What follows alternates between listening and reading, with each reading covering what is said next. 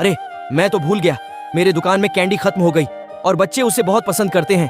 एक काम करता हूँ, चीनी की मदद से ही कैंडी बना लेता हूँ। ऐसे ही थोड़ी ना, मेरे को कंजूस लाल कहते हैं। अब जल्दी से इस सारे क्रीम को इस लकड़ी पर डाल देता हूँ। अरे दादाजी मुझे कुछ पाइप और एक कैंडी दे दो। द चिंकी पैसे मैं अभी ले आता हूँ। अरे दादाजी तो मेरा सामान लेने गए हुए हैं। एक काम करती हूँ, इसमें से एक कैंडी का डब्बा उठाकर खा लेती हूँ।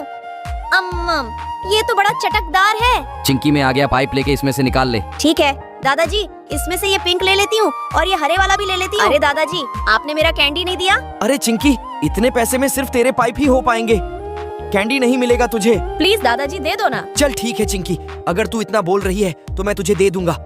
अगर ये लोग तेरी वीडियो को लाइक और चैनल को सब्सक्राइब करेंगे तब।